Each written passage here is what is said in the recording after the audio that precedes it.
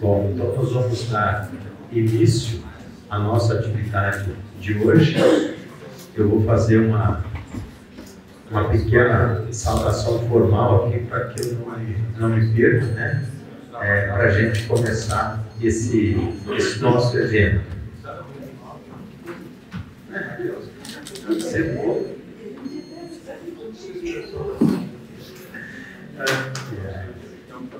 Então sejam todos e todas muito bem-vindos e muito bem-vindas, né, à nossa Universidade Federal de Santa Maria, que no dia de hoje, né, marca o início da greve da categoria docente.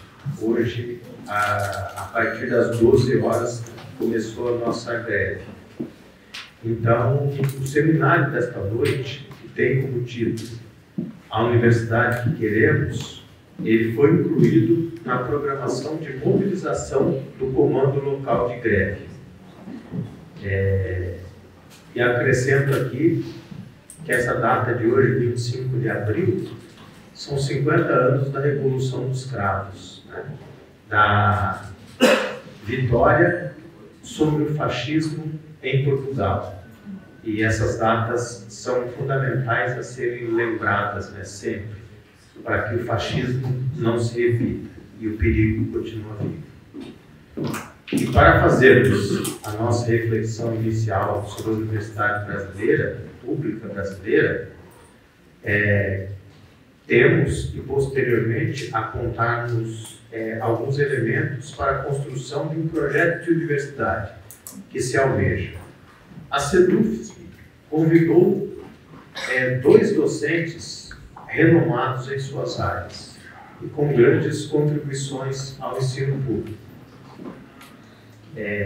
A professora, nossa colega da Universidade Federal do Rio Grande do Sul, da URGS, a professora Branca Fanisi, que é professora titular da Faculdade de Arquitetura e Urbanismo daquela universidade, doutora em Planejamento e Urbanismo e doutora em Ciências Sociais. A Branca foi reitora da URGS por 2 mandatos. Já ocupou cargos de vice-presidente do CNPq, de presidente da Fundação de Economia e Estatística do Rio Grande do Sul, do SEBRAE do Rio Grande do Sul, presidente do Conselho Universitário Ibero-Americano, presidente do Fórum das Instituições de Ensino Superior do Rio Grande do Sul e da Associação Nacional de Dirigentes das Instituições Federais de Ensino Superior, a ANDIFES. E temos também aqui, né, o colega, né, companheiro Renato Dagnino, professor titular do Departamento de Política Científica e Tecnológica da Universidade Estadual de Campinas, a Unicamp. Em 2023, o Renato encerra um ciclo de 46 anos no Instituto de Geociências da Unicamp, mas segue atuando como colaborador. Durante a ditadura militar, ele exilou-se no Chile, onde estudou na Universidade de Concepción. É mestre em Economia pela UNB e doutor em Ciências Sociais na Unicamp. Incorporou-se na Unicamp em 1977, onde colaborou na criação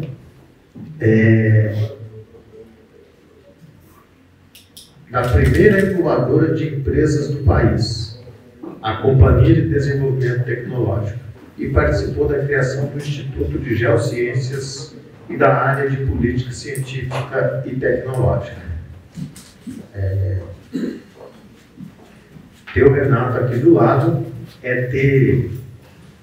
estar do lado de parte das bibliografias que eu tenho como referência, né, dentro dos trabalhos de extensão universitária, junto com o Décio, né, aqui nessa universidade, e junto com a professora Terezinha, está entre os fundamentos da concepção de extensão universitária que a gente desenvolveu ao longo de 4 anos frente à Pró-Reitoria de Extensão da nossa universidade.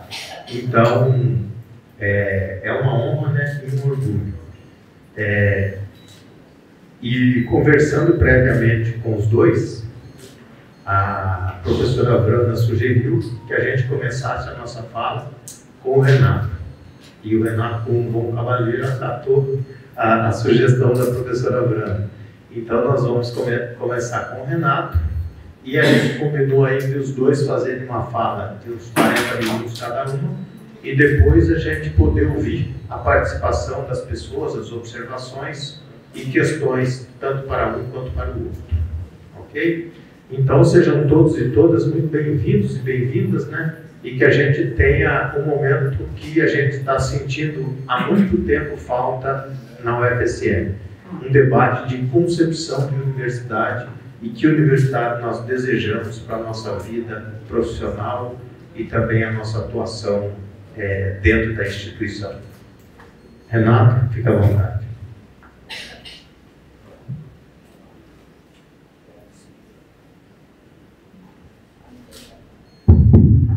Obrigado. Bom, pessoal, boa noite. Responsabilidade, né? Começar uma greve, começar uma discussão de greve.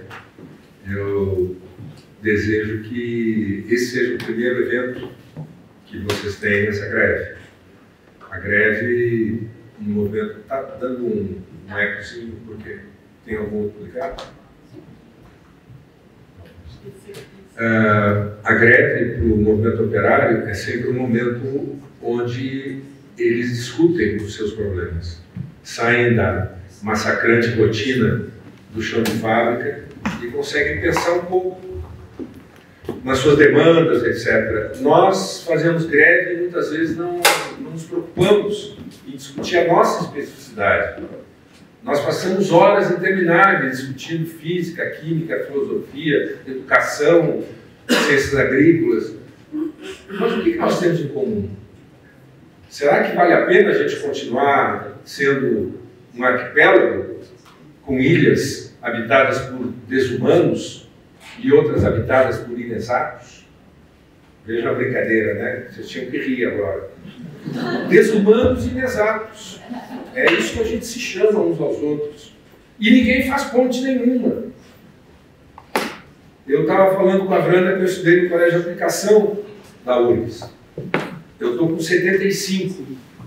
Há 60 e poucos anos eu ouço falar em interdisciplinariedade, multidisciplinariedade, trânsito.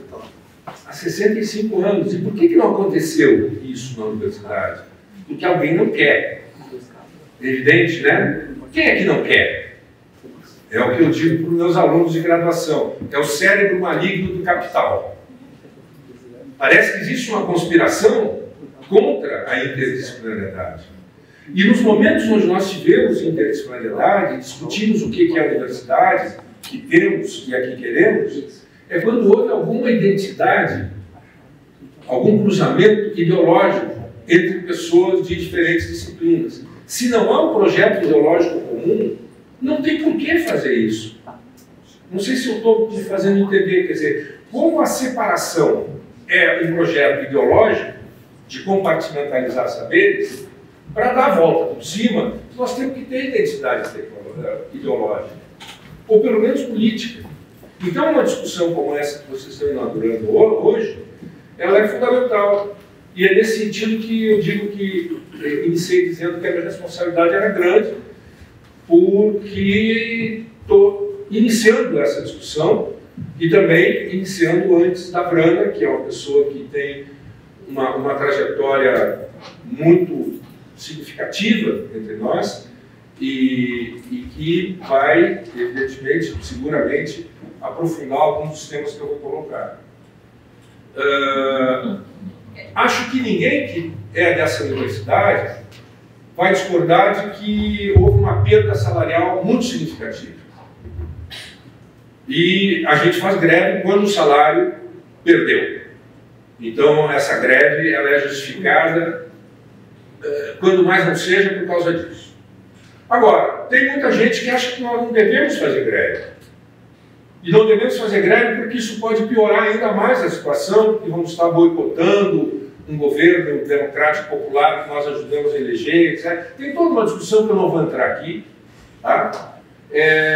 não exatamente porque eu tenha medo dela, mas é porque eu acho que ela não é o mais significativo. O mais significativo é que nós não estamos tendo o apoio, e isso não é de hoje, nós não temos tendo o apoio junto a quem nós deveríamos ter como aliados. Há 20 anos atrás, ou mais, 30 anos atrás, eu escrevi um artigo onde eu falava da disfuncionalidade da Universidade Pública Brasileira. No sentido de que, resumindo muito, ela não serve nem à classe dominante, nem à classe dominada. A classe dominante precisa cada vez menos de nós, e nós vamos falar um pouco sobre isso, e a classe dominada nem sabe que a gente existe. E ano após ano nós estamos perdendo legitimidade. Nós estamos nos tornando cada vez mais disfuncionais, a ponto de que dentro da própria esquerda, com a qual nós pertencemos e com a qual nós queremos dialogar, nós estamos perdendo representatividade, estamos perdendo legitimidade. Isso é muito grave. Nós temos inúmeros indicadores de disfuncionalidade crescente. Eu sou engenheiro de deformação, você esqueceu de dizer, quando me perguntam a minha formação, eu digo que eu sou engenheiro de deformação. Não porque os engenheiros sejam especialmente deformados. São, mas todo mundo é. Mas, hoje tem escolas de engenharia em universidades públicas com mais vaga que candidato. Que diabos nós estamos presenciando nesse país? O nível de evasão é absurdo. Nós temos hoje 92% dos jovens que estão aprendendo a ser professores de ensino fundamental e ensino médio, 92% estudando em escolas privadas via EAD. Você completou a frase. Cos diabos, como diria o meu avô, cos diabos.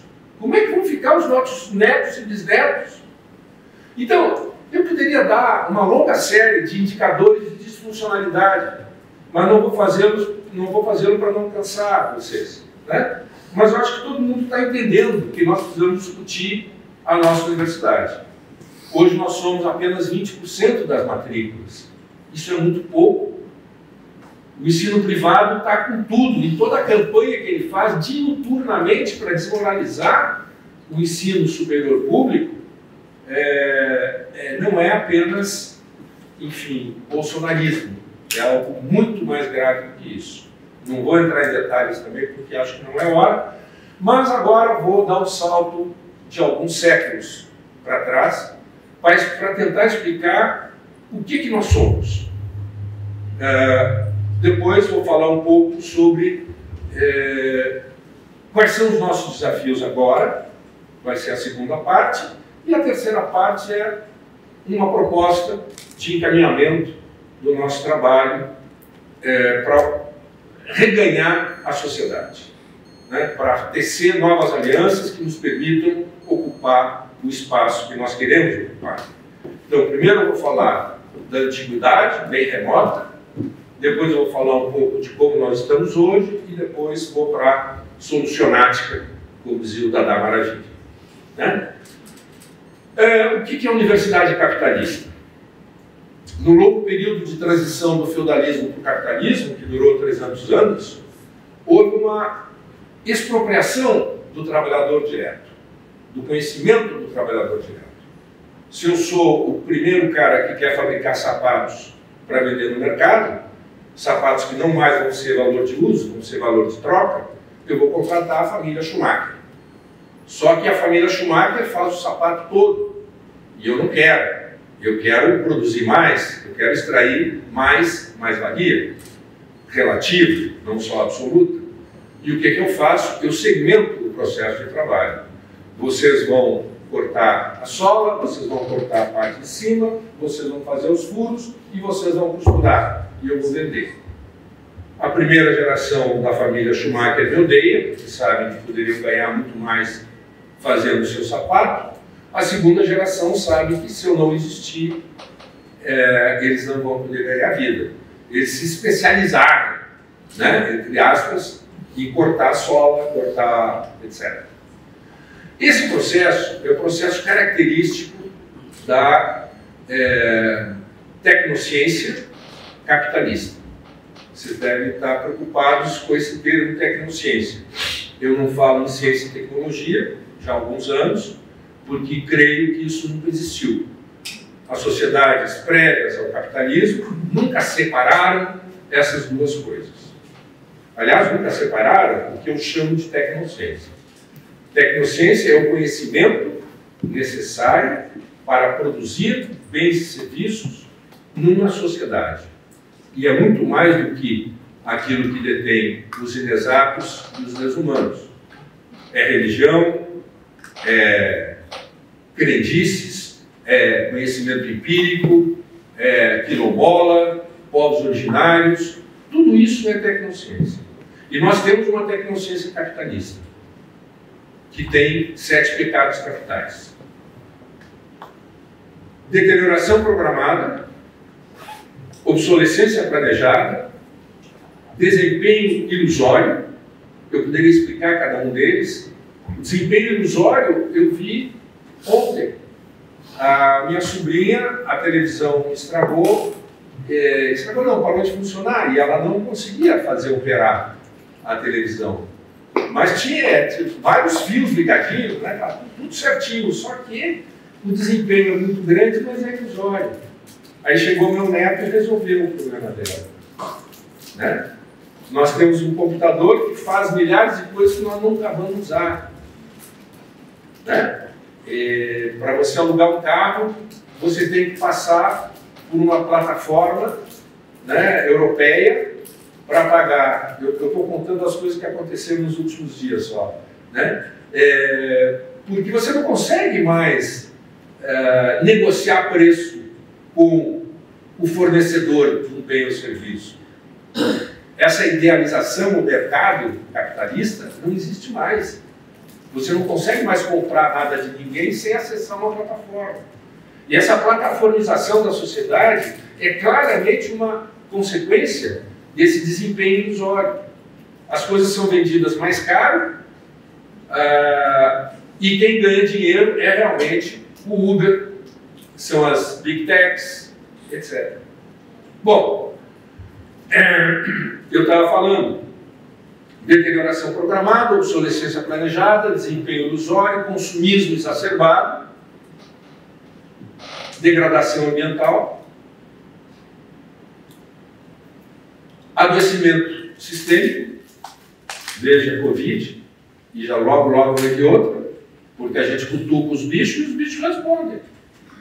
Né? Essa tecnociência capitalista, ela nos obriga, ela tem um apetite infindável. E, finalmente, sofrimento psíquico. Essa é a tecnociência capitalista e nós não queremos mais ela. E nós temos que pensar o que nós queremos. Mas, simplesmente, eu introduzi esses 7 pecados capitais nesse momento, no meu discurso, para mostrar que o que nós estamos vendo hoje é um estágio de algo que começa há muito tempo. Né? Quando os homens se organizaram para produzir, em processo de trabalho, produzir bens e serviços. E foram, pouco a pouco, introduzindo modificações que tinham a possibilidade de gerar um excedente econômico passível de ser apropriado por quem detém o controle sobre o processo de trabalho. Essa é a definição de tecnociência, que está nas coisas que eu tenho escrito, para chamar atenção, logo depois, que esse apartamento entre ciência e tecnologia é uma manipulação ideológica do capital. Para nos tranquilizar, para nos fazer crer que existe uma ciência pura, universal, verdadeira, neutra, no sentido de que serve para qualquer projeto político, e uma tecnologia que é a aplicação da ciência. Falso. Isso é mentira. Isso nunca ocorreu. Não obstante, a gente continua processando a cada momento e professando e professorando no nosso labor diário essa ideia de que existe uma ciência separada de uma tecnologia. Existem aí também evidências em grande quantidade para mostrar que se algum dia existiu essa separação, hoje ela não existe. 70% da pesquisa que se faz no mundo se faz em empresas. E o 30% restantes, que se faz em ambientes públicos, também está a serviço da empresa. E o que faz a empresa? Faz ciência? Faz tecnologia? Ela faz tudo isso. Inclusive o termo inovação, que foi pendurado no ciência e tecnologia, e agora é ciência, tecnologia e inovação, é para dar conta daquilo que efetivamente fazem as empresas. E aquilo que a classe proprietária quer fazer que a universidade busca fazer com que a universidade faça. Inovação. A Universidade Pública Brasileira está dominada pelos 4 cavaleiros do Apocalipse. Cientificismo, a ciência é boa, a ciência é isso tudo que eu falei, e mais, a ciência é aquela do norte. Né? E a nossa elite científica tem as anteninhas voltadas para o norte. Olha as anteninhas. As anteninhas estão voltadas para o norte. Por lá é que se faz a ciência. E nós? Follow the leader, velho. Follow the leader. Vai atrás deles. Por quê? Porque aquilo é que é a ciência de verdade. Ah, mas e depois? Ah, depois, quando a sociedade se organizar e quiser de fato fazer a revolução, aí nós vamos atender, com aquilo que sabemos, as demandas cognitivas dela. Não é verdade? Não é o discurso oficial da ciência neutra? Não, nós temos que ser bons em ciência. Enquanto é a classe proprietária capitalista que está nos explorando, a gente faz para ela. Quando a sociedade se organizar e quiser o socialismo, aí nós vamos fazer uma ciência socialista. Não é verdade, a gente já viu esse filme. A gente já viu como as experiências do socialismo real acreditaram nessa mentira. A gente já leu Lenin, a gente viu o que o Stalin fez a partir dessa visão determinista, de que as forças produtivas se desenvolvem linear e inexoravelmente, tensionam as relações sociais de produção. Eu estou falando marxês, para que todo mundo entenda. Né? Elas se desenvolvem, as forças produtivas tensionam as relações sociais de produção e vão produzindo modos de produção sucessivamente melhores. Escravismo, feudalismo, capitalismo, socialismo e comunismo. Portanto, velho, vai fazer ciência. Primeiro cavaleiro do Apocalipse, cientificismo. Segundo, a consequência dele. Nós temos que, e aí eu estou falando do pessoal de esquerda, hein? Não estou falando do pessoal de direita. O pessoal de esquerda que está consciente de que quem paga o nosso salário são os pobres, porque são eles que pagam o imposto. O pessoal de esquerda diz, não, eu tenho que retribuir para o pobre, né, o meu laboratório equipado, o meu ar-condicionado funcionando, o meu salário, eu tenho que retribuir. E como é que eu vou retribuir? Produzindo. Ora, o capitalismo não é isso, o conhecimento não é um valor de troca, eu tenho que publicar nos melhores journals da minha área, onde o citation index é mais elevado, no qual eles não sei, né? Porque a CAPES nos obriga. CAPES? A CAPES somos nós. Nós somos a CAPES. E enquanto a gente não fizer reuniões como essa sujeição, entre aspas, a CAPES vai continuar ocorrendo. Eu estou falando de CAPES, poderia falar FAPESP, FAPENIC, FAPERG, né? Enfim. Então, eu acho que essa é uma questão, eu dei um pulo para falar coisas que eu ia falar no segundo momento, mas já que eu comecei, eu vou terminar os 4 cavaleiros do Apocalipse e depois vou voltar para a história. Cientificismo, produtivismo. Então é importante entender que o produtivismo não é só a direita que quer. A esquerda também acha que é essa a função dela. Gostaria muito de discutir isso com vocês. Porque isso é uma coisa que eu tenho dito ultimamente, não tenho certeza, mesmo porque eu nunca vou ter, né? Ainda mais com a idade que eu tenho, ter certeza é ser burro, né? Terceiro cavaleiro do Apocalipse, inovacionismo. Essa ideia de que o neoliberalismo traz, né, a economia da inovação, que é um filhote do neoliberalismo, a visão neo-schumpeteriana, a visão de que é a empresa que vai resolver os problemas, é ela que realmente vai, né, fazer uma distribuição criativa. Eu fico arrepiado quando eu vejo falar o cara de distribuição criativa, né? O empresário schumpeteriano vai lá, compete, parece que não existe trabalhador, não existe mais-valia, não existe subordinação, aí ele tem uma ideia genial, consegue expulsar alguns do mercado, os outros vão para a cucuia e ele faz a renovação, né? A distribuição criadora. Como se cada vez que prega um prego, empilha um tijolo, não tivesse sendo gerada mais-valia. Então, essa distribuição criativa não tem nada de novo. Isso é o capitalismo. Mas essa é uma outra história que não vou entrar em detalhes, mas como é que isso rebate na universidade? Agora vocês vão ter que fazer inovação. Vocês vão ter que colaborar com a empresa. E o que acontece na periferia do capitalismo? Na periferia do capitalismo, a empresa não inova, muito menos faz pesquisa. Não é verdade? Quer dizer, tudo que o nosso mercado demanda, em termos de bens e serviços, está condicionado por uma ancestral dependência cultural. Basta ver como nós estamos vestidos, nos transportando, etc. Tudo que é demandado no mercado já foi gerado no norte. Quem gosta de fazer pesquisa é pesquisador. Engenheiro tem que... Eu falei engenheiro, mas empresário tem que ganhar dinheiro. E se não ganhar dinheiro, no outro dia está fora do mercado.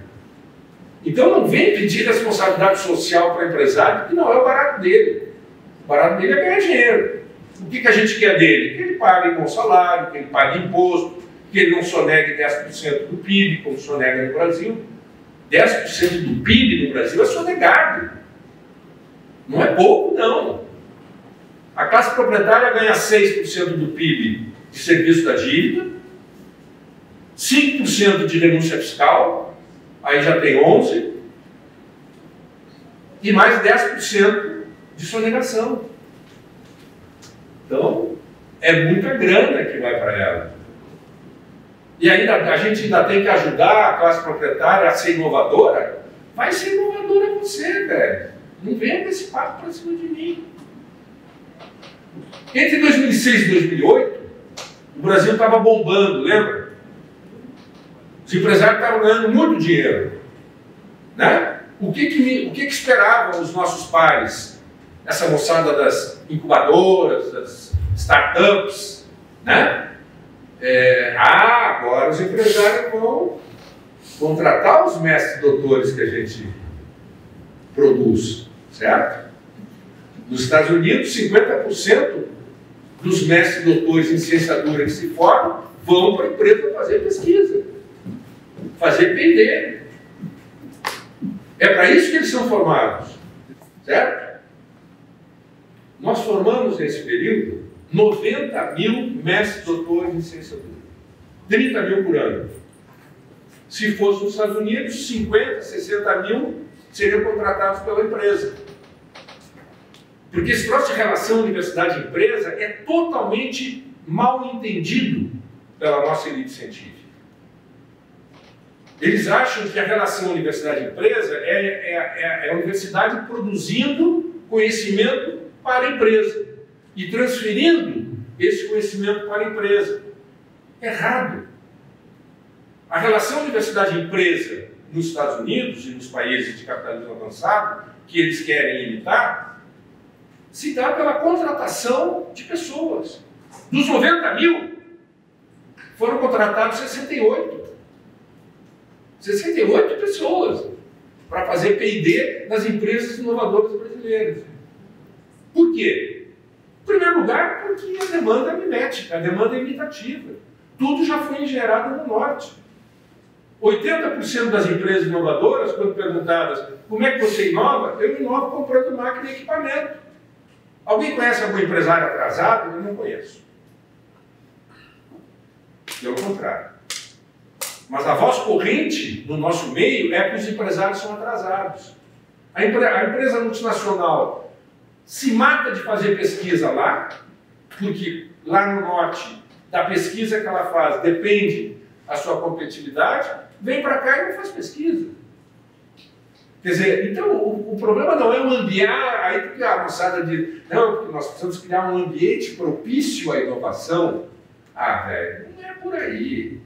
A gente tem indicadores, se fosse, não, nós formamos 90 mil e a empresa contratou 5 mil, a empresa contratou 1.000, não, a empresa contratou 68. Então não é.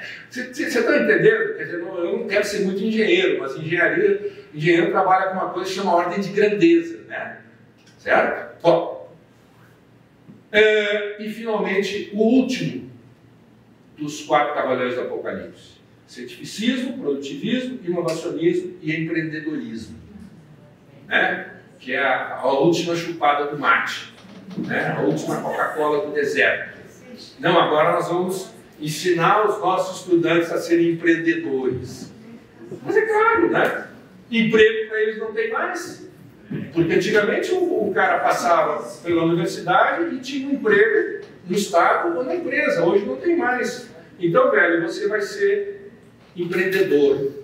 Eu não vou nem entrar nesse negócio, porque é uma coisa tão ridícula, que eu nem vou me dedicar muito a isso. Mas só para terminar essa coisa dos 4 cavaleiros do Apocalipse. Mas eu estava falando da Universidade Capitalista lá para trás. A Universidade Capitalista é um repositório do conhecimento que a classe proprietária precisa para continuar explorando a classe trabalhadora. É isso. Veja, eu contratei a família Schumacher, suguei o conhecimento que eles tinham, aí um dia chegou um mercador veneziano com um sapato flexível e colorido, roubando o meu mercado. O que eu fiz? Eu criei a primeira escola de química, né? Para curtir o couro e colorir o couro. Porque antes eu fazia isso meio na miguelona, né? Então a universidade, ela é o repositório desse conhecimento. Por quê? Porque ele tem que ser codificado. Ele é um conhecimento compartilhado e tácito. Ele foi codificado, matematizado, para quê? Para impedir que a classe proprietária tivesse acesso a ele. Isso é a universidade capitalista, gente. Não vamos cortar os pulsos e ver o sangue escorrendo na banheira. Também não é para tanto. Tá? Mas vamos entender quem nós somos. A universidade capitalista tem um caráter de classe. Não vou entrar muito em detalhe, porque senão a gente pode ficar muito triste.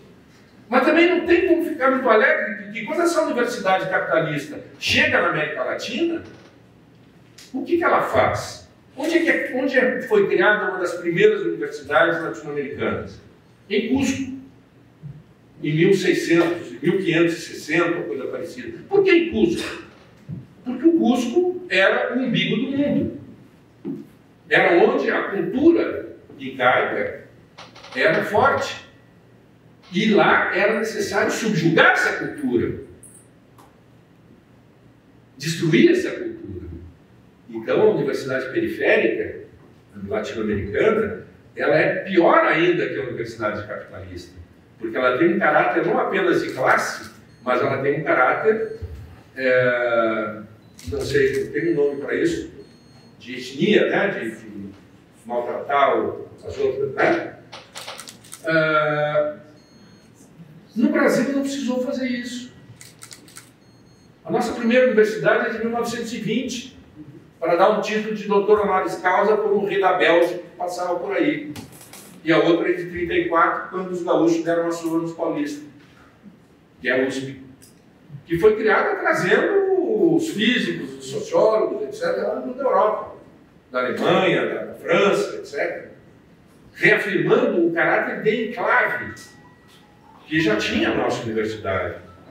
A nossa universidade foi criada para um curso de direito, para carimbar os títulos de propriedade que estavam sendo, né, fabricados, né, para roubar a terra dos indígenas e impedir que os negros tivessem acesso a ela. Interessante isso, né? A abolição da escravidão só veio depois que a lei de terras, que impedia os negros de terem acesso a ela, foi aprovada. Os médicos, porque não dava mandar os doentes para Lisboa, né? E a engenharia era engenharia militar, não era engenharia civil. Né? Engenharia civil, a gente acha que engenharia civil é de que constrói casa. Não. Engenharia civil era por oposição a militar. Né? Bom, mas estou particularizando muito, talvez esteja já o meu tempo esgotado, não, ainda não, mas está faltando a terceira parte da solucionática, então deixa eu dar uma acelerada. Eu estava querendo falar um pouquinho da Universidade Brasileira, porque eu acho importante a gente entender as nossas raízes, né? Mas é uma longa história isso, não vou poder fazer nesse momento. Mas para chamar atenção para os nossos pecados, de universidade capitalista, universidade periférica e universidade enclave.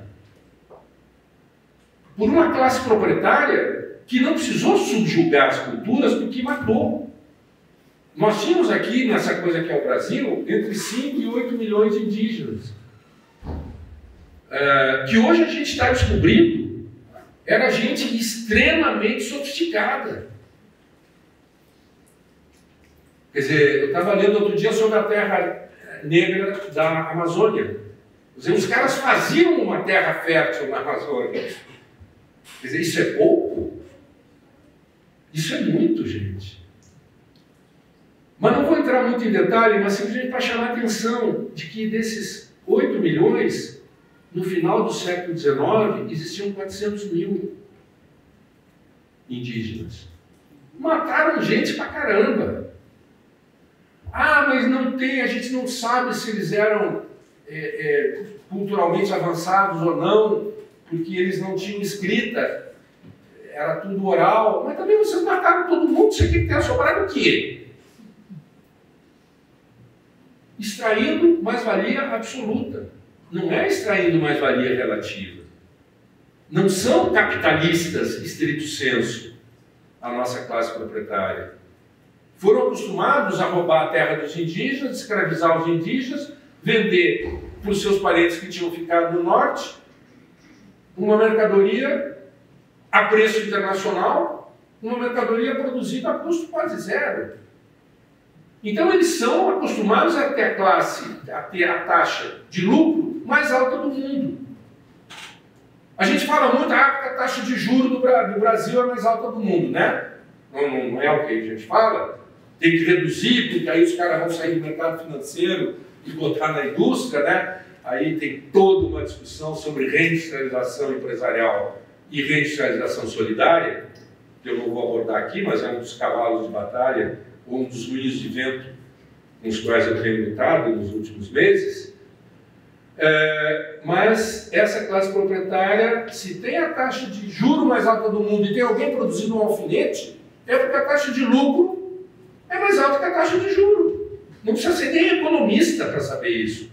Se o cara tem um dinheiro no bolso, ele olha o mercado financeiro, a taxa de juro, vê se vale a pena investir para criar uma empresa e ter lucro. Se tem alguém produzindo um alfinete, é porque a taxa de lucro é mais alta que a taxa de juro. A nossa taxa de lucro é a mais alta do mundo, provavelmente. Então, eu quero dizer que essa nossa classe proprietária, depois de matar os indígenas, trouxe os negros.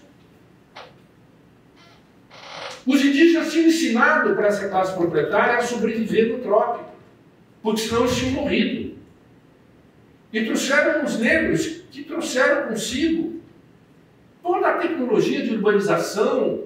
As cidades africanas, no século XVI, davam de 10 a 0 nas europeias, em termos de salubridade, em termos de sustentabilidade, etc. Eles trouxeram a obra civil, eles trouxeram a metalurgia, eles trouxeram enfim. Então, aí teve que abolir a escravidão, essa história toda que vocês conhecem, e aí quem é que vieram? Vieram os nossos bisavós, né? Da Itália, de outros lugares aí, morreram de fome por causa da Revolução Industrial, né? Olha o nome, né? Revolução, os nomes, né? Aqueles nomes bonitos, né? Revolução Industrial, eles vieram para cá para serem explorados. Porque essa classe proprietária, e alguns foram assimilados a essa classe proprietária. Eu sou filho de italiano, por exemplo, né? Estou aqui gordo e forte, mais gordo do que forte, Diga-se de passagem, a nossa mãe nos criava com chazinho. E nunca foi pobre, era filha de fazendeiro. Que era o conhecimento que ela tinha? Entrou na universidade? Não entrou.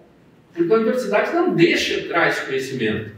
Não deixa. Ridiculariza, espezinha. Diz que isso é bobagem, diz que isso não é ciência, etc, etc. Nós convivemos todo dia com isso.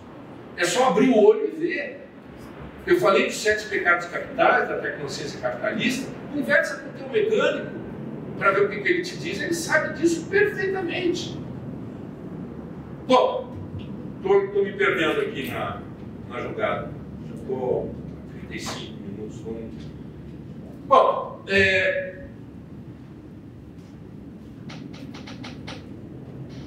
tinha coisa que eu queria falar. Olha, estou há uma semana aqui, já estou falando veja só. Fatalidade. Bom, nós temos que refundar a universidade. Eu estou chutando o balde. Nós temos que refundar essa universidade. E talvez sirva de inspiração aquilo que eu falei da universidade capitalista como repositório do conhecimento, da tecnociência, que permite explorar a classe trabalhadora. Nós temos ainda no Brasil gente que faz chazinho para os filhos. Nós temos ainda no Brasil coisas que nós temos que resgatar e trazer para a universidade. Conhecimento indígena, conhecimento quilombola, conhecimento que o menino que comanda o tráfico na favela, esse cara é um empreendedor. Esse cara que é fodão. Esse cara que sabe das coisas. Como é que ele aprendeu isso? Não tenho a menor ideia, mas a gente poderia pesquisar, né? Para saber como a necessidade gera conhecimento e como esse conhecimento tem que ser incorporado na nossa praxis universitária. Claro, estou filosofando, vocês vão dizer, mas se trata um pouco de filosofar no primeiro momento para saber o tamanho do desafio que nós temos. Não é pouca coisa o que nós temos que fazer. Não apenas como professor, que nós somos, pesquisadores, mas também como militantes políticos. A maior parte de vocês aqui está engajada, provavelmente, em alguma coisa do sindicato, etc.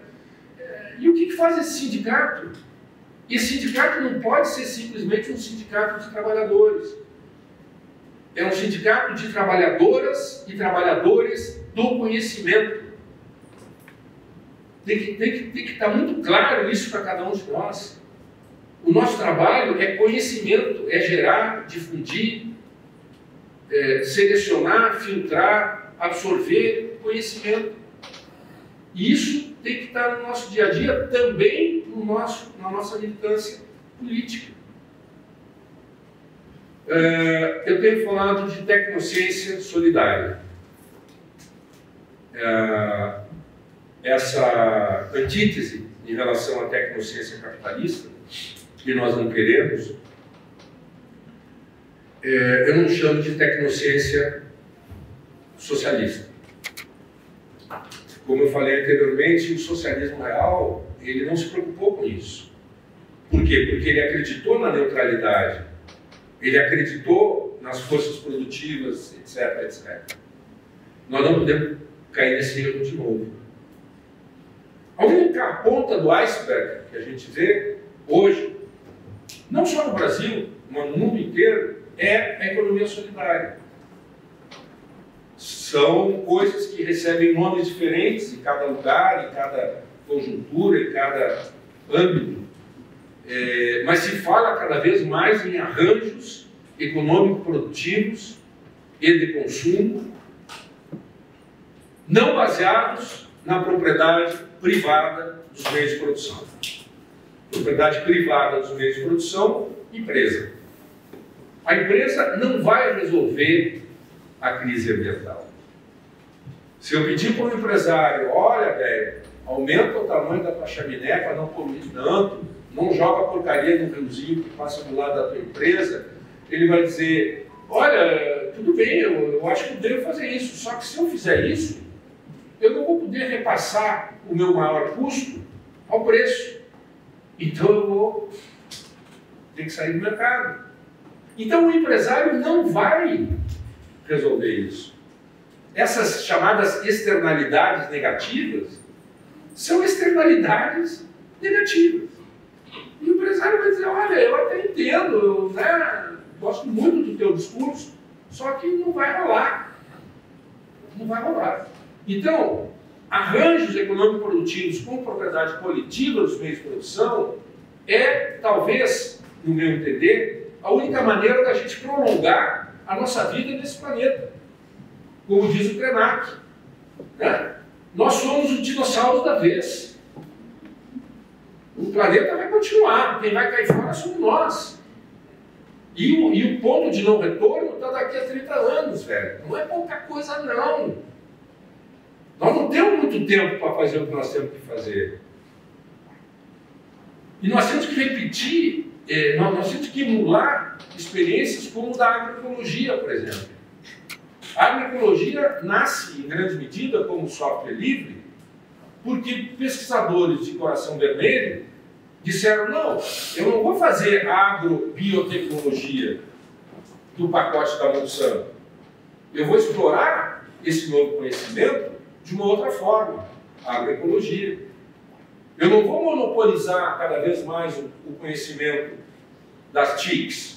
Eu vou fazer o software livre. Poderíamos dar outros exemplos, mas para chamar a atenção de que isso é possível fazer na universidade. A agroecologia hoje está na Universidade Brasileira. E por que ela está? Porque alguns pesquisadores do Norte se rebelaram contra o pacote da Monsanto e as nossas anteninhas, como estão viradas para o Norte, trouxeram a agroecologia para cá. Claro que você não dizer que tem razão. Não, a agroecologia é uma coisa muito mais antiga. Eu não estou querendo entrar muito nessa discussão, mas principalmente para chamar a atenção um pouco do caminho da solucionática. O caminho da solucionática é basicamente entender que as necessidades materiais por bens e serviços para atender bens e serviços de uso coletivo, para atender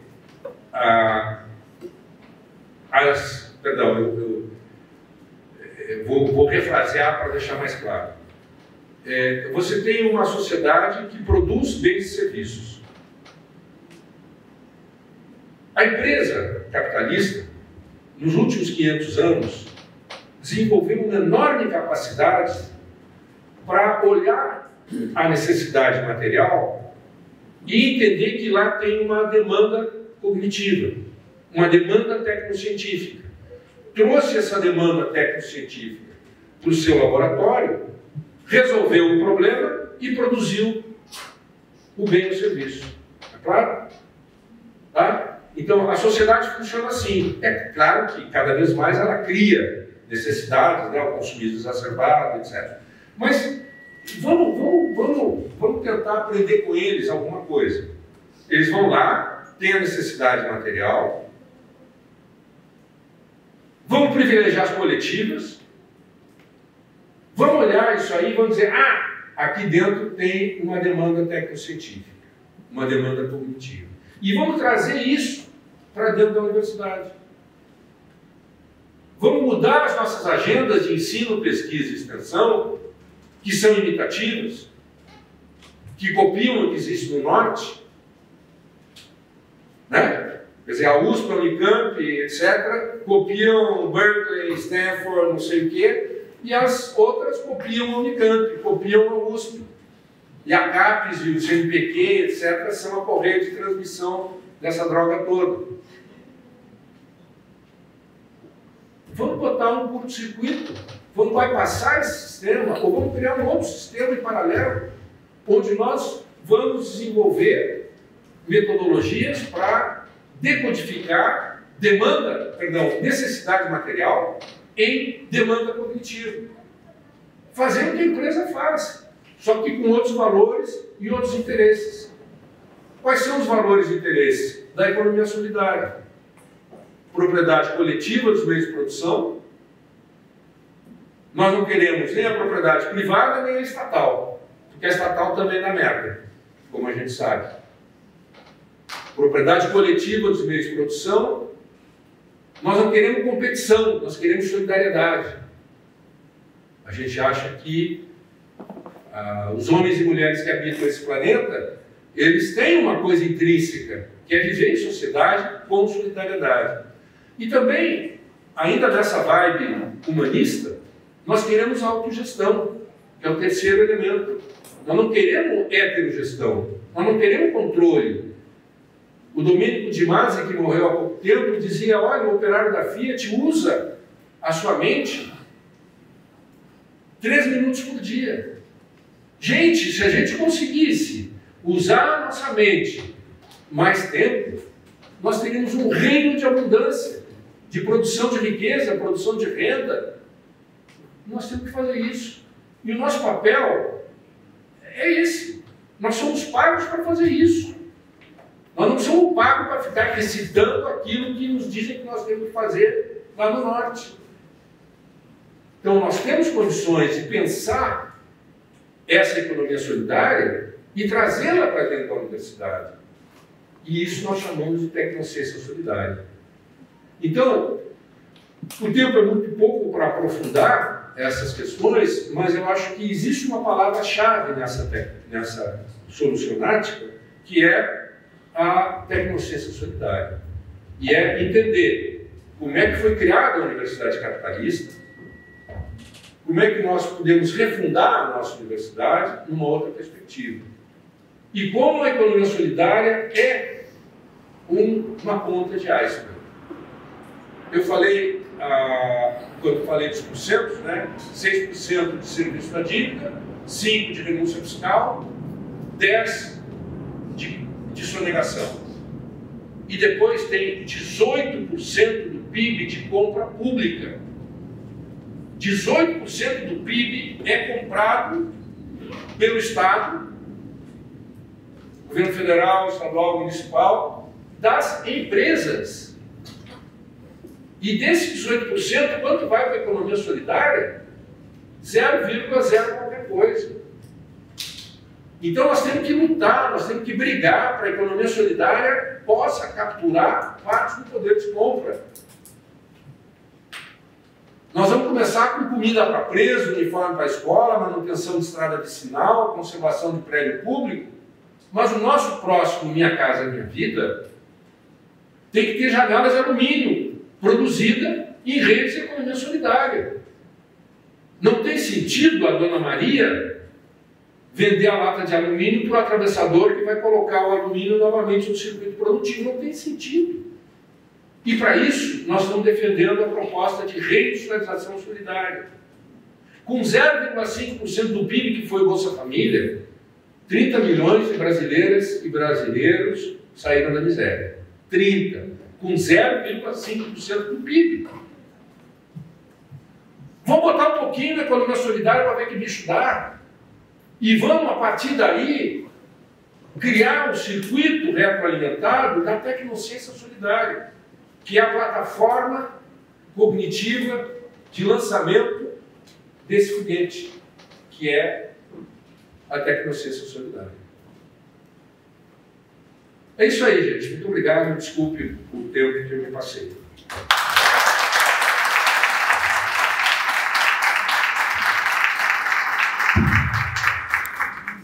Muito bom, Renato. Muito obrigado. Sempre um prazer te ouvir.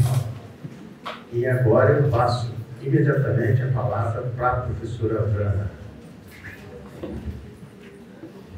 Licença, eu vou levantar por 2 razões. Porque eu sou baixinha e porque eu não posso ficar muito sentada, tenho que levantar e sentar. Bom, boa noite a todos, todas. Tá? Eu queria agradecer imensamente esta oportunidade de aqui estar, mas, sobretudo, de poder ouvir o que está sendo dito. Coisas que eu, digamos assim, me rejuvenescem. Também tenho 75, viu? Estamos, tá? Certo? Então, dizem que é a melhor idade. Eu acho que sob um aspecto é. Não pelas dores e por tudo mais. mas porque a gente adquire a consciência, ou assume a consciência que a gente não precisa mais agradar ninguém e nem aprender ou estudar ou viver aquilo que os outros nos dizem que deve ser a nossa vida. Por isso, Dagnino, eu te agradeço muito pelo que eu te ouvi aqui. Muito mesmo. Tá? Porque a gente se renova. Né? A gente se renova e se renova também nos compromissos. Né? Os compromissos que a gente tem como cidadania. Ou eu vou mudar um pouco, ou bastante, aqui a minha conversa, no seguinte sentido. Eu tinha pensado em fazer, e até ontem eu disse aqui ao professor Assísio, desculpe, cabeça de um nome diferente. Né? Ao Assísio, que ontem eu disse, mas por que eu disse sim? Eu estava arrependida. Hoje eu diria, por que eu disse sim? Hoje eu estou feliz. Porque eu vejo a universidade readquirindo uma coisa, eu vou talvez algumas palavras-chave, eu vou repetir do Dagnino, certo? Por compartilhar de crenças. Né? Aqui a gente está vivendo, uma vez mais, o que deve ser a universidade. Aquela universidade que sai da ortodoxia da sala de aula e da ortodoxia de uma ciência, né? Da ortodoxia de uma educação, e achamos que com isto somos a instituição mais importante que pode fazer com que um outro mundo seja construído. Certo? E, enfim, nós somos pequenos para isso. Né? Pequenos e estamos um tanto quanto equivocados. E talvez, então, eu vou fixar um pouco a minha fala numa... Eu pergunto, alguém foi na grande conferência regional de educação superior que aconteceu em Brasília, em março? Ouviram falar? Na CRES?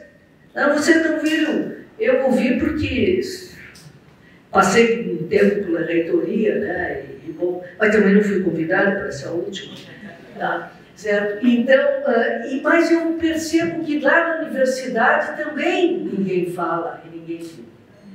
E eu venho aqui puxar algumas questões dessa conferência, não para divulgá-la como na saída, mas para mostrar contra essa discussão, reforça aquilo que nós queremos, com uma visão diferenciada, contrapor. A universidade que temos, que é com precariedade, com salário, com isso, com aquilo, que não estamos aqui hoje só discutindo isso. É um protesto também por isso, certo? Mas é um protesto muito mais pela concepção de universidade que nós estamos construindo e vamos, de vez em quando, achamos que estamos muito bem, achamos, nós até não achamos muito, mas os outros lá, com a sua métrica de avaliação, vai dizer quem está bem, quem não está bem, quem se esforçou muito mais para acompanhar o que o outro lado do mundo apresenta, certo? Em relação àquilo que nós, com as nossas identidades, podemos trazer. Daí, então, o papo desta reunião da CRES, lá em Brasília, em março, no dia 13 a 15, né, que é a CRES, é a Conferência Regional de Educação Superior, e que vem ao longo dos anos, desde 1998, e eu estive nessa, porque estava na reitoria, né? Então, lá se falava, e eu até acreditei bastante, né, em algumas palavras que aqui são repetidas, certo? Mas que perderam seu verdadeiro significado. Certo? Da educação, enquanto aquela que eu lá, criança, aprendi na escola com a minha mãe, professora alfabetizadora durante quase toda a vida dela enquanto professora, que a educação nos liberta, que a educação nos faz crescer, que a educação nos torna cidadãos. Então, tinha 3, 4 palavras lá que Puxa vida. Agora, como é que tem um telefone novo que eu comprei, eu não sei ligar direito, preciso dos universitários. Bom, então, esta concepção, enfim, da educação, com todas essas características, né, a tal ponto que alguns diriam assim, a educar, ser professor é uma missão. Não. É um compromisso, sim. Mas não é missão, porque ninguém está catequizando, ninguém quer que isso aconteça. Bom, mas as pessoas precisam entender que quando não se atende é porque não se pode. Bom, então saiu essa conferência, e essa conferência já é a 5ª conferência que se dá regionalmente. Tá? Ou seja, nossa, esta aqui é para a América Latina e o Caribe. E aí a gente vai ver o quanto ela reforça um projeto que nos distancia de uma visão diferenciada da educação e, sobretudo, do papel que tem a universidade. Daí porque eu concordo absolutamente com aquilo que é trazido aqui nesse momento, que é o momento de nós repensarmos a universidade. E não é repensar só pela organização que ela assume, porque botamos a mais um X ou um Y lá na Constituição para falar da sua autonomia, né? Certo? Que nós somos uma autonomia tutelada há muito tempo, que somos cativos dessa mesma autonomia da universidade.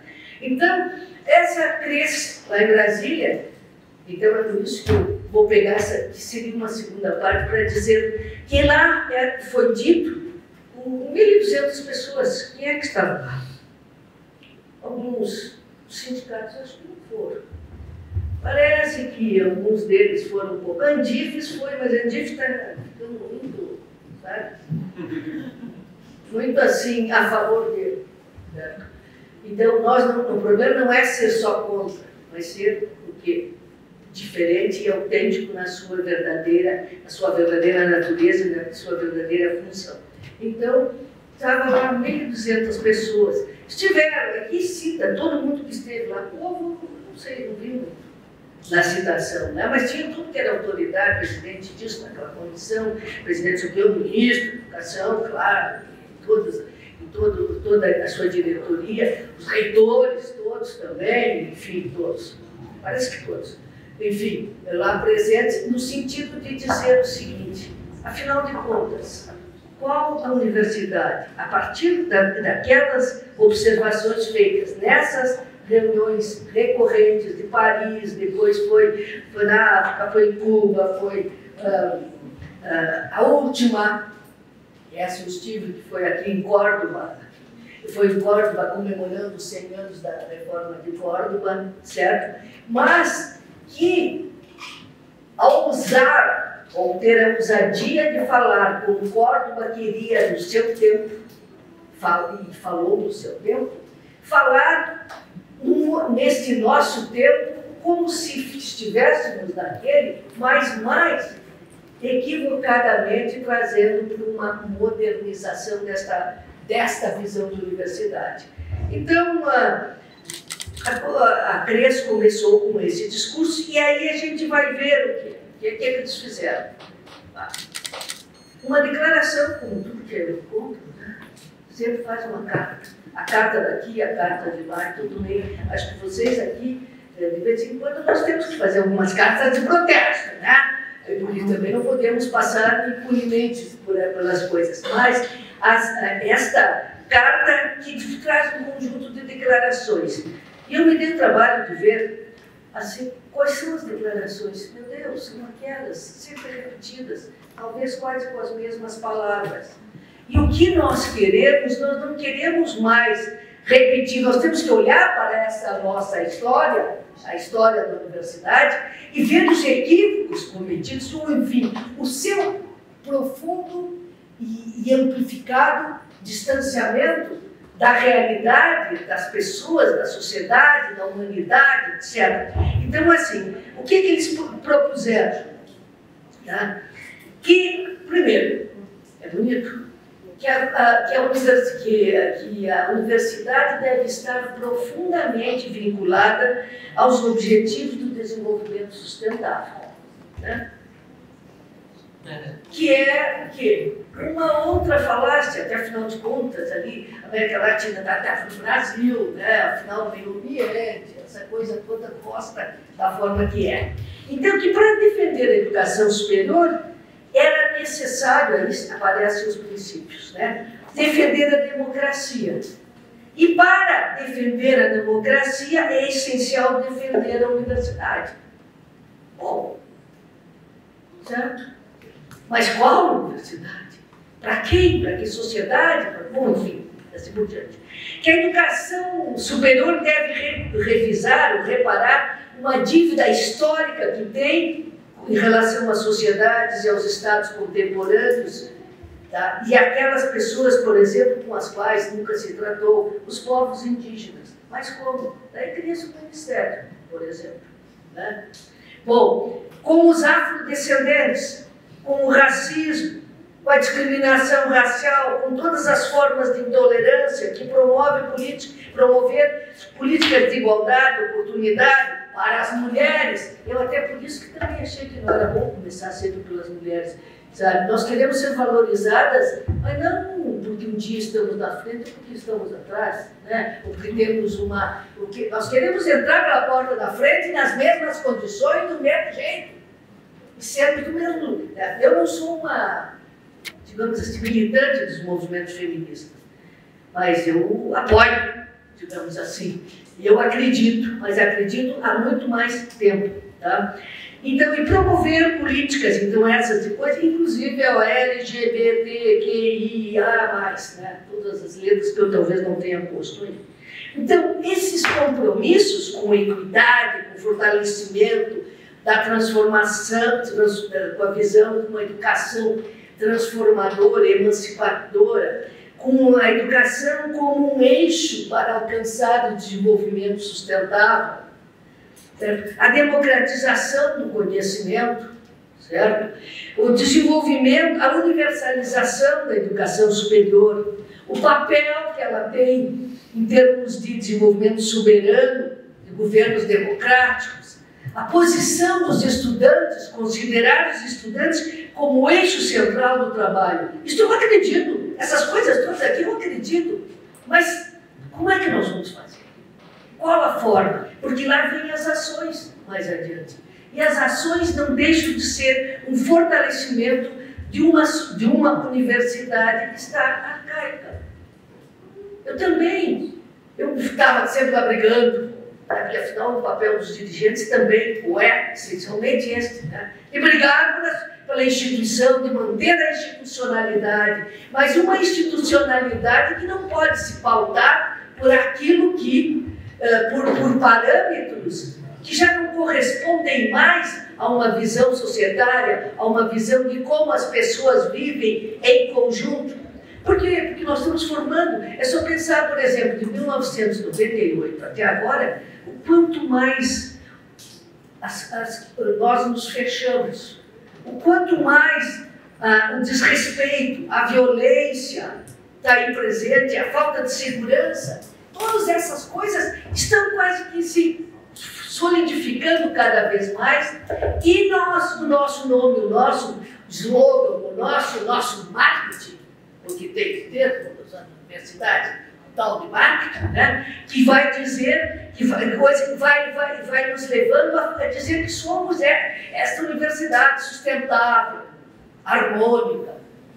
É só olhar nossos campos, né, por aí. Então, a educação como um espaço para a construção do futuro, com a cidadania plena, justiça social, desenvolvimento sustentável, integração regional. E aí vem os 12 eixos que eles puseram nesse documento. Que eu diria, viu, professor, que havia o sindicato, se promovesse também uma avaliação, certo? Porque das duas, uma, ou aqueles que estiveram lá, assinaram e disseram assim, bom, vamos nos preparar, porque em 2028 vai ter outro, e daí nós vamos quase que repetir a avaliação disso, a avaliação disso aqui, enquanto avançamos, não sei o quê.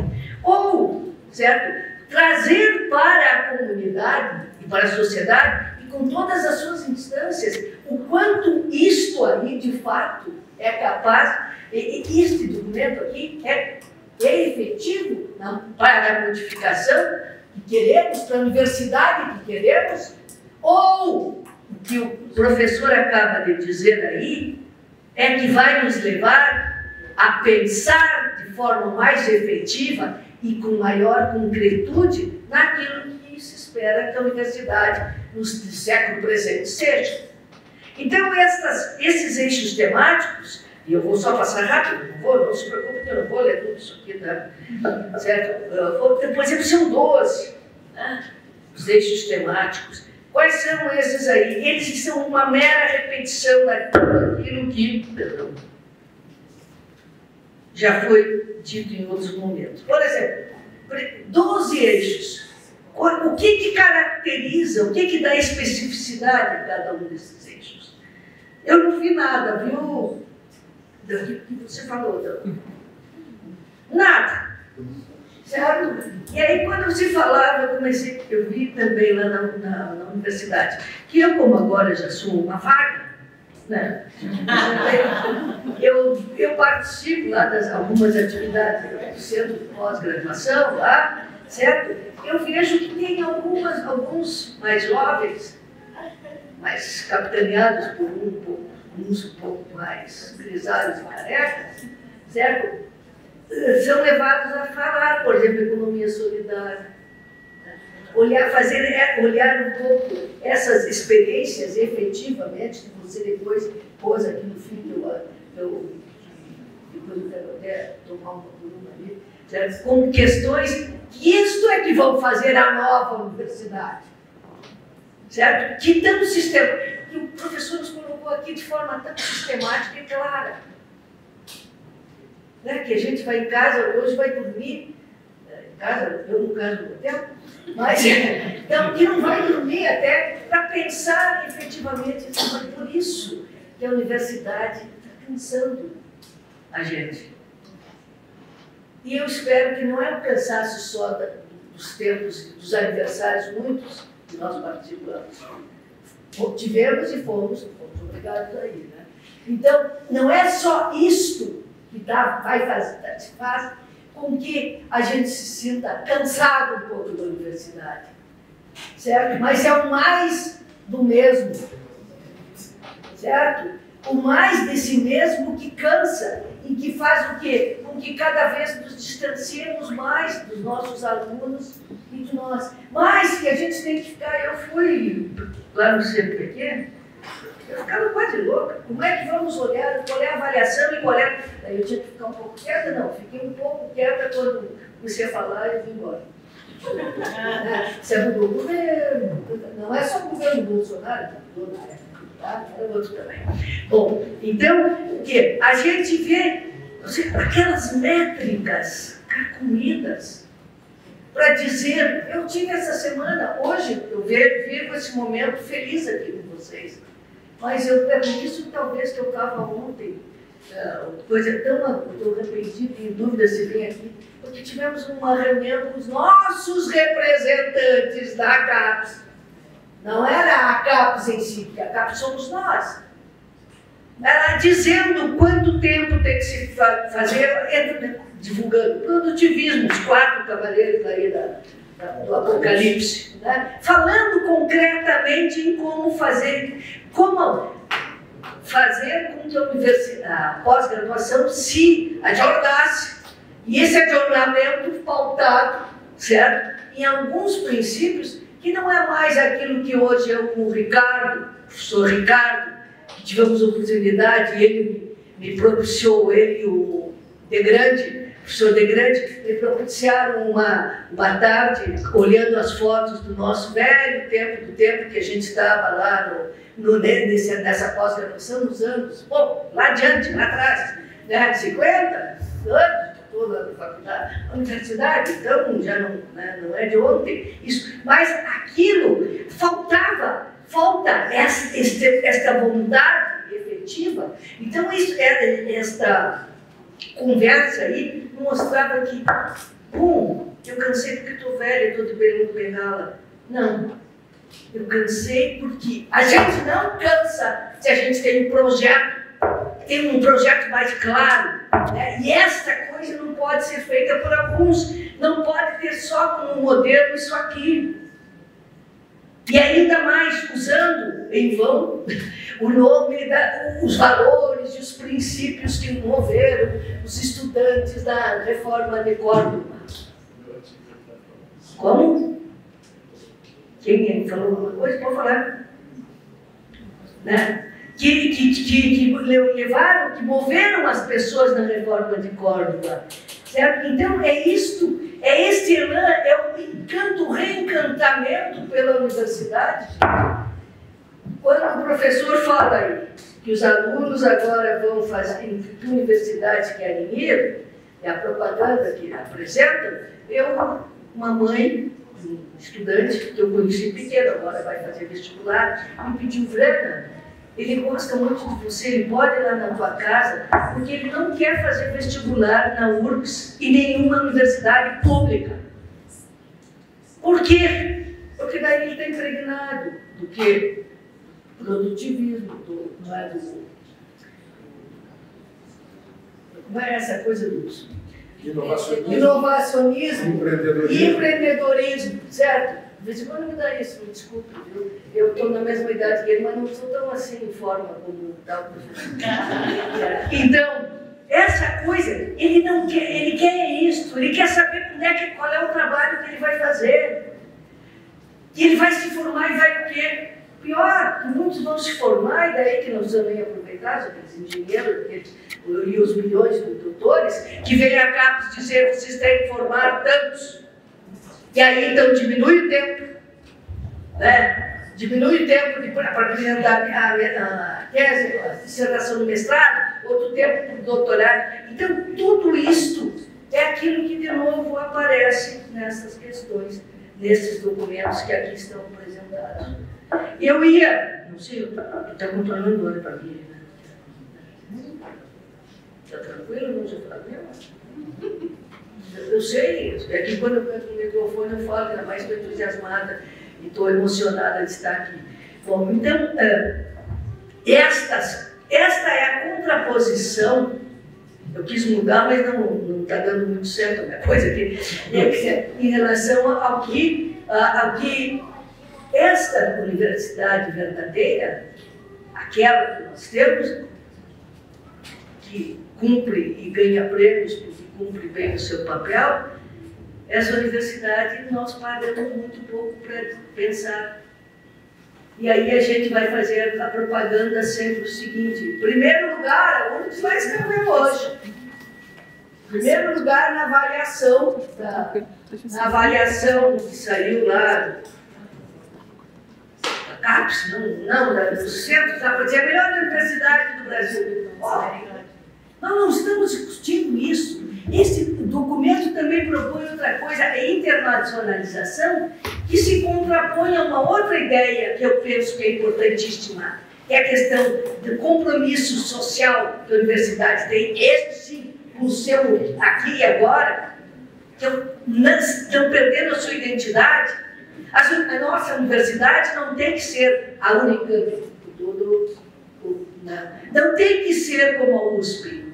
Não tem que ser como a Universidade da Suíça. Isso eu disse um dia, estava presidente da CAPES, o antigo, e daí eu disse o seguinte: mas por que nós temos que... Porque a Suíça forma tantos doutores por ano. Nós temos que formar muito mais. Para fazer o quê? Para fazer o quê? Para fazer o quê? Para ser motorista do Uber? Então, essa questão, o que não significa que nós não temos uma obrigação e não há uma necessidade de conhecimento. As pessoas têm isso. As pessoas querem, precisam disso. Todas precisam disso. Então, não é com isso. Então, a questão da gente ver a internacionalização, a identidade, se tornar a situação de identidade, não perder a sua identidade. A fragmentação que nós temos na universidade. Então, como é que elas se contrapõem? Nós não temos que homogeneizá-las, mas isso não significa que ela não possa ter um projeto mais amplo, maior, que é comum a todos. Certo? Então, a discussão que se faz via Unesco, via etc., desses documentos, né, e que são apresentados nesses documentos, é esta ideia. A ideia de uma universidade que precisa se aperfeiçoar. Mas se aperfeiçoar no quê? Então ela tem que fazer uma revisão, ela tem que lutar. E lutar por quê? Nisso se coloca claramente a questão da autonomia universitária. Mas a autonomia universitária não é pura e simplesmente, eu me lembro dos escritos da professora Eunice Duran, autonomia relativa aos que... Autonomia é um valor. E este valor, tá, é preciso ser analisado a partir de uma discussão muito mais aprofundada e de caráter filosófico, sim. Aqui foi dito, estamos fazendo filosofia. Sim, de caráter filosófico. Quando a gente pode pensar assim, um outro olhar para a universidade, uma autonomia universitária e controle estatal, à luz, olhar a autonomia universitária, mas nós olhamos sempre tutelados e no cativeiro do Estado. Mas qual é o Estado? O Estado privatista. Um Estado, inclusive, que compra as coisas, que vai lá, que gasta, mantém os setores produtivos, né, com o gasto que faz. E aí, então, eu fiz, há uns 5 anos, 5 anos atrás, um pequeno livrinho que eu chamei como Autonomia na Universidade. Tá? E esse livrinho eu vou deixar um aqui, tá? Vou dar um para o professor, vou usar, dar um para o professor, tá? Menino também, certo? Tá? E aí, a última parte, eu faço um escrito que eu vou só ler aqui 3 parágrafos, não se assustem, tá? Que se diz o seguinte: como a gente vai olhar para a universidade a partir da discussão da relação com universidade e Estado, a partir, enfim, da questão da autonomia universitária e do controle que o Estado tem, com base no que? Na dialética hegeliana, a questão do senhor e do escravo. Por quê? Porque o Estado que está aí é um Estado capitalista, é um Estado liberal, que hoje se expressa com muito mais força através do neoliberalismo aí presente. Então, como é que nós vamos pensar naquela universidade, nesta visão aqui proposta da universidade, se o nosso Estado é o Estado liberal? Tudo bem que diz que tem um caráter socialista, de esquerda, bom, não preciso fazer as observações, porque aqui já foram feitas. Mais adiante, eu digo assim, aqui não é o nosso foco de discutir o método dialético e como ele tem sido empregado, usado pelos mais diferentes pensadores das ciências sociais como uma forma de interpretar a realidade. Mas temos que buscar nos servir da dialética da negação proposta por Hegel como mote para pensar o dilema que envolve a relação entre Estado e autonomia universitária. Tem-se, portanto, que o tema do senhor e da servidão, do senhorio e da servidão, com o qual se ocupa Hegel, ao pensar a relação entre o senhor e o escravo, escapa em muito das reduções hermenêuticas do próprio marxismo ou do pós-marxismo. Tá? Mas isto, nós temos que olhar diferentemente do que pensa e de como a maioria dos que leem pensam a obra de Hegel.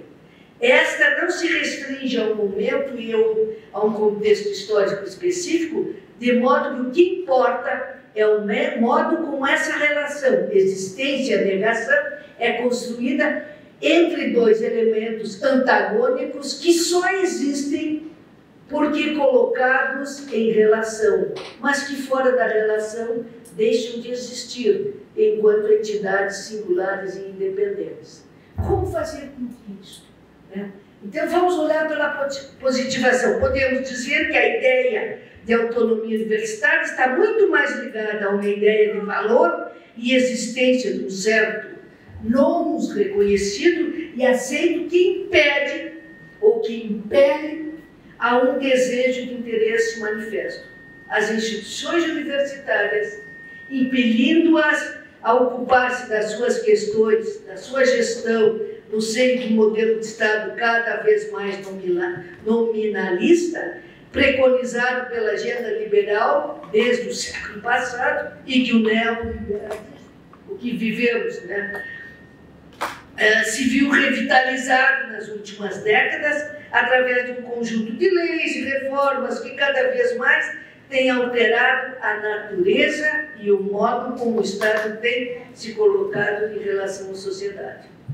Estamos, portanto, falando de uma universidade que se quer autônoma e que para isso necessita do Estado para financiá-la, mas também de um Estado que a financia, que financia essa universidade que se faz autônoma, mas que, dado o modo como o Sistema Superior de Ensino Federal está organizado, atém sobre seu controle. É aí que reside o grande dilema que envolve a ideia da autonomia universitária. Ou seja, de que uma universidade pode, ao mesmo tempo em que nega a existência daquele que a financia, o Estado, não deixar de existir.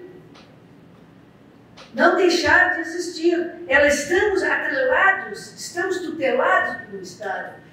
Não deixar de existir, mas se constituir num ente efetivamente público, com orçamento, com regras todas próprias, com autonomia efetiva, com uma rubrica especial, e não com aquela que tem que ser toda vez dita para o que gastar, em que gastar, como gastar e como prestar contas, né? Então, aqui, não deixar de existir, como é o caso da relação que existe entre o Senhor, que só se reconhece Senhor na medida em que tem o outro como escravo, ao mesmo tempo em que o escravo somente se mantém como escravo porque se reconhece e antagoniza com aquele que lhe torna cativo, o seu Senhor.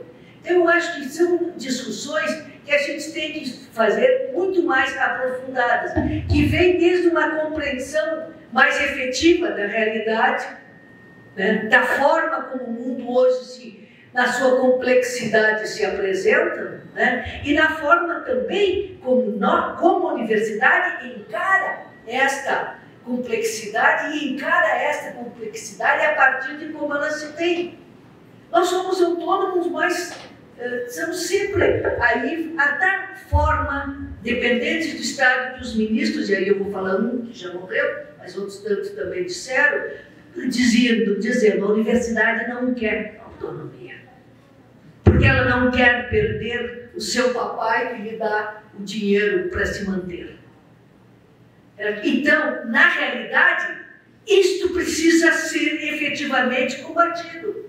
E ver que a universidade pode ser autônoma enquanto uma instituição que pode olhar para a sociedade e ver como esta sociedade a compreende,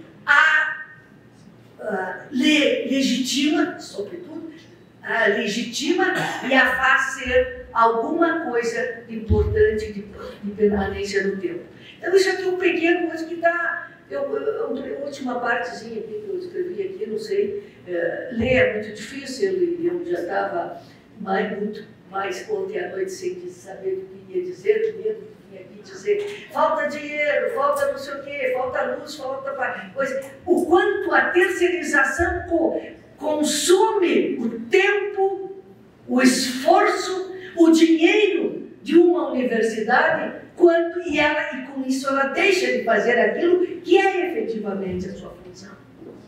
Certo? Quanto a pesquisa separa e valoriza algumas áreas que são muito mais ditas produtivas do que as outras, como as ciências sociais humanas, que produzem o quê? A sua consciência, que produzem, enfim, a sua visão, a sua visão e percepção de mundo. Né? E somos nós todos, aqui tem gente da educação, né? Da filosofia, e outras tantas. Então, estas questões eu acho que são importantes. E por último, aqui eu queria assim, lembrar uma coisa que foi. Por exemplo, a universidade que temos é capitalista. Ela é, isso o nosso colega professor disse. É isso que ela é. E nós nos achamos todos, né, os maiores, aqueles que mais sabemos, que mais lutamos, que mais temos responsabilidade social. Qual? Aquela marcada por quê? Pela produtividade, pela reprodução, os cavaleiros aí. Tá? Outra coisa que eu marquei aqui. Como fazer que aquele conhecimento, e nós desprezamos o conhecimento produzido, seja pelos nossos antepassados distantes, seja pelas pessoas. Como a universidade tem dificuldade de entrar, nós fazemos, como a gente tem que mudar esses três pilares, que é contigo que tudo diz, né? O ensino, a pesquisa e a extensão. Tá? E aí sempre alguns põem nos estatutos, primeiro o ensino, porque isso ela tem que preparar a gente para quê? Para fazer a máquina funcionar, certo? E a pesquisar o quê? Certo? E a extensão, então, como uma mínima prestação de contas, como como é que se diz?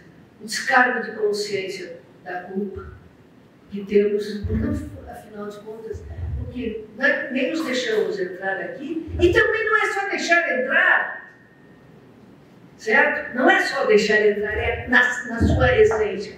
O papel também dos sindicatos, eu acho que nós temos que ter um papel um pouco mais amplo, me perdoem, certo? Um pouco mais amplo, e aqui também já foi dito, a tecnociência solidária versus a tecnologia. Falar nisso, hoje em dia falar em solidariedade, já vem aqueles chatos. É assim. Bom, assim, comunista já fica até autológico de coisas. Tá. E a ponta do iceberg, aqui que foi dito, né, a economia é assim, eu acho que se essa ponta do iceberg aqui apresentada e considerada, nós efetivamente poderemos fazer com que este período, que eu acho que nós estamos numa crise civilizatória. E aí eu disse isso, o professor quase me bateu. Não me bateu, mas foi assim, bastante duro. Não tem importância ser duro. Mas não dá para ser duro quando confunde que o nosso processo somos civilizatórios, por quê? Porque agora vamos até para Marte. Né? Vamos aonde? É muito mais rico esta questão da civilizatória. Então, eu acho que isso vai poder fazer a gente mudar. Bom, eu trouxe aqui um monte de coisinhas, mas também, embora você tenha me dito que era 30, 40 minutos, eu não sei mais se passou um pouco. Eu agradeço a tolerância que vocês tiveram, tá? Agradeço a oportunidade de vir aqui e poder ver que a gente sim pensa. Existe gente que quer pensar, porque a universidade deixou de pensar. A universidade deixou de se pensar e se tornou o quê? Né? Um lugar, e ela deixou, inclusive, de ser efetivamente uma instituição política. Ela se tornou um lugar muito técnico e muito partidário, às vezes. Né? Os partidos são bons, necessários, certo? Tudo isso é necessário. Agora, isso não dá para perder aquilo que é a essência da universidade, que é o lugar de pensar. E pensar exige tempo, exige dedicação, exige esforço. Ser democrata, a democracia é cansativa. ela exige trabalho, não é? E ela exige muito esforço. Ela exige um esforço de uma democracia que seja interna e externa também. Porque nós queremos ser respeitados pelo sistema como todo o sistema educacional, mas queremos o seguinte, é a democracia e com autonomia na e da universidade. Bom, é isso que eu acho que poderia aqui dizer modestamente para vocês. Agradecer ao professor, ao sindicato, agradecer ao meu colega Agnino, que me traz, que me fez pensar muito hoje. E eu disse, eu quero levar para os meus alunos. Eu nem tenho alunos mais assim, mais se diz, aula normal. Certo? Tanto é que eu escrevi um livrinho com os alunos, com uma experiência didático-pedagógica. Então, quem são os organizadores? Eu e 2 alunos. Mas, com os outros tantos que escreveram, eu fiz uma parte, mas os outros que escreveram o livro.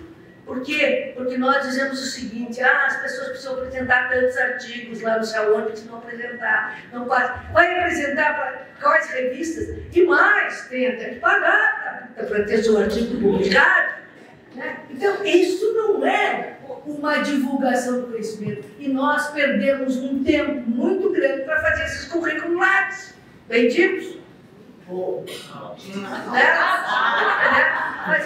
Porque é isso, porque eu vi lá no CNPq quando eu estive.